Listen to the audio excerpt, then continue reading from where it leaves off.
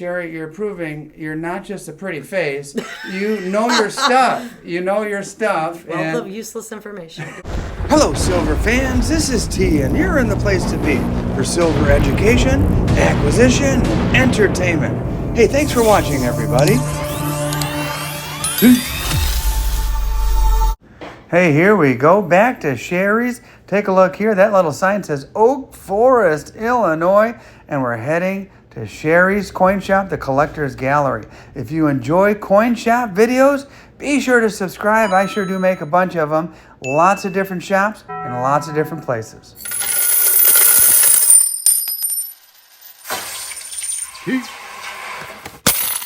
All right, Sherrie. Here we go. Hi, Teasters. Nice to see you. How's it going? You too. How you doing? Pretty good. You were busy when we first came in. It's Saturday. I'm surprised, actually. I'm usually busy on Saturdays, but this summer, Saturdays have been dead. So. Yeah, but there was some major wheeling and dealing going on. Yeah, I had a guy in here. Never seen him before, but... Just rando, and he brought stuff in, and he was walking out not empty-handed, that's for sure. No, not at all. So. And so a little bit of trading, and sounds like he walked out with a whole bag full. Yeah, I got silver and gold in the deal, and yeah, it was a great deal for me. Well, he got some collectible stuff, I noticed, and laid out in front of you, which is off camera, the viewers can't see it.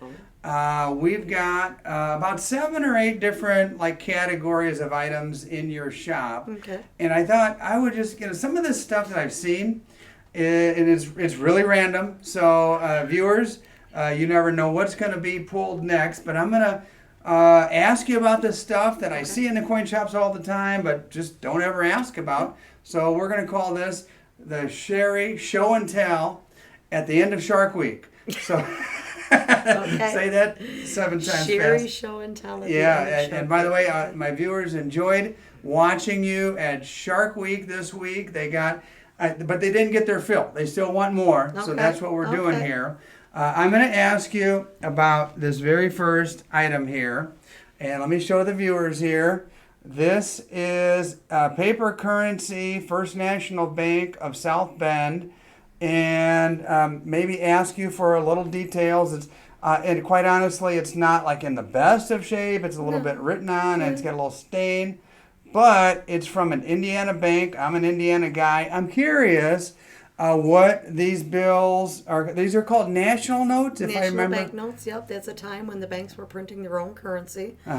Each town had their own banks that printed the currency for And the smaller town banks, the smaller the bank, the less currency that they produce because they didn't need as much currency for that particular town. So when you get into Chicago, San Francisco, New York, the large town banks where they printed billions of dollars. Yeah. And then you get into a town like South Bend. What's the serial number on that?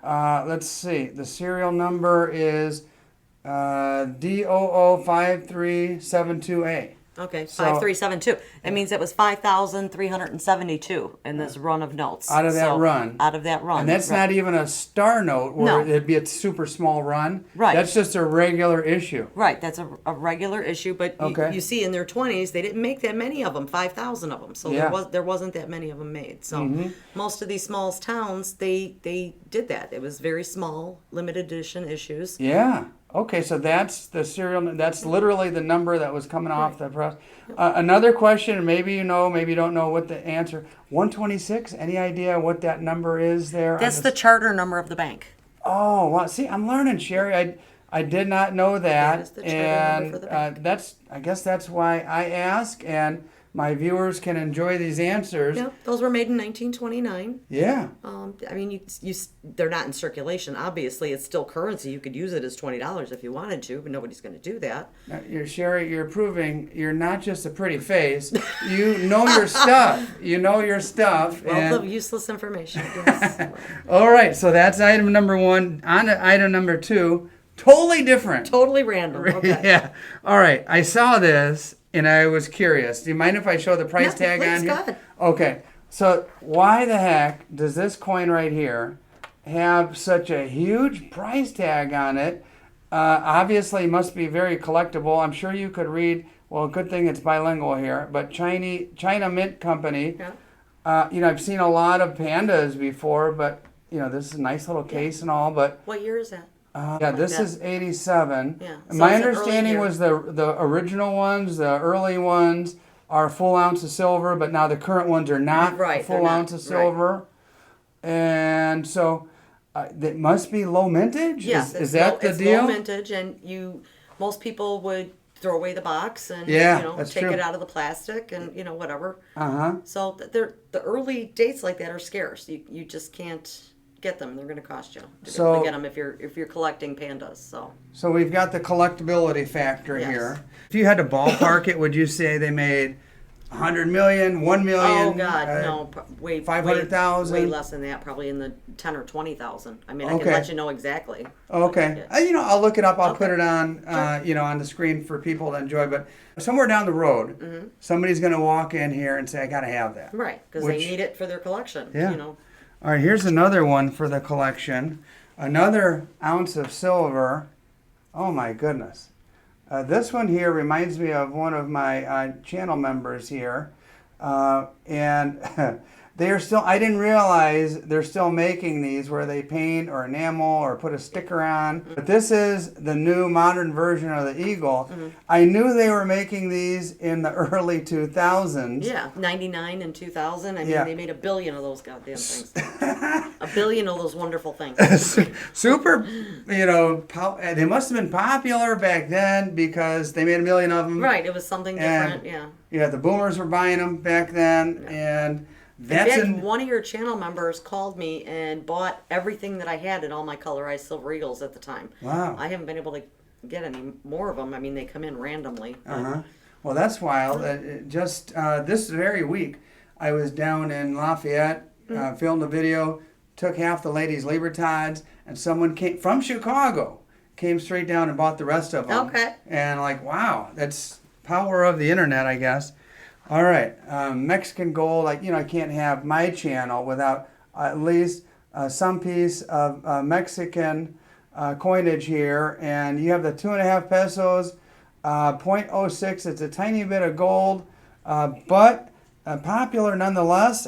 These sell pretty good, Sherrie? Yeah, oh yeah, yeah. And I mean, noticed in that your little case, tiny piece of gold is still $115. I mean, yeah, that's how look much at it gold's in them.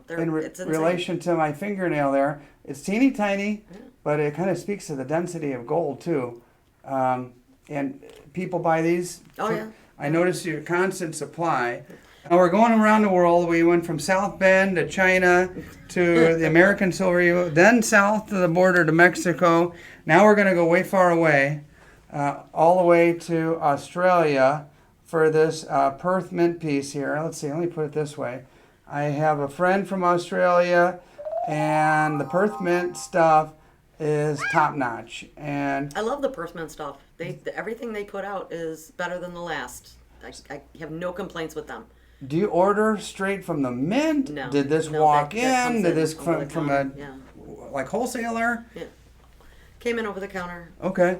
So when you go to as many coin shops as I go to, you notice certain trends and patterns, and one of the patterns is these $500 bills are like super, super hot. Every little, even the little tiniest little mom and pop coin shop now has a $500 bill, and they're asking a pretty Yeah, they bring decent price big for it. premiums. Yeah, $2,100 for this, and this is a crisp one too.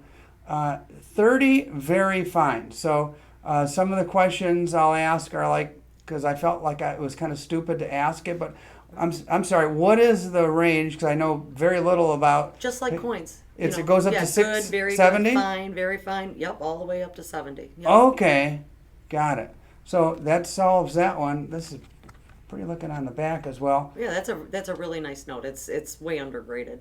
Yeah.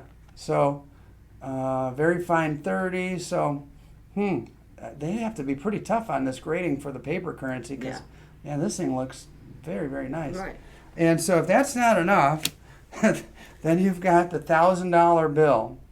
And I was just telling my friend recently, we went mountain biking, we had a little nice drive, and we were talking about you and the shop and coins and currency. But the $1,000 bills, do you want to tell the people why they got rid of $1,000 bills? Money laundering and things of that nature, and that's what I was told. It made it right. too easy to carry right. around carry a large briefcase wads of cash. with $450,000 in Right. it and $1,000 bills, as opposed to trying to carry the same amount in Right. $100 bills. Right. They haven't done 500 or 1,000 since the 1930s. So, Uh-huh. I mean, you can still get them in change. People still have them. If you were to take that to the bank is gonna take it and send it to the Fed to have it destroyed. Yeah, Or the bank president is going to come in and buy them and well, just keep it into the collecting system. see, you taught me something I didn't know. I thought it was like more recently, like they went into the 70s and 80s. So they haven't made these since the third. Well, this one's in 1934 here. Right. That was last year. Oh wow! See, I'm telling you, Sherrie, we're learning. You're teaching, and I appreciate it. The next question is, I wonder, like you have some really beautiful doorstops here that people, I don't know where these came from, but man, oh man, 100 ouncer. Like who in the heck is coming in to buy a 100 ouncer? How often, realistically, I sell a lot of them. do you sell? Like once every 2 months, once a Oh month? no, probably a dozen a week. Get out of here! No. That is crazy. And I mean, the market has slowed down because it's summertime, but on average retail, I sell a dozen a week. Okay, Dang. wholesale, it's triple that. that's way, way more than I would have expected.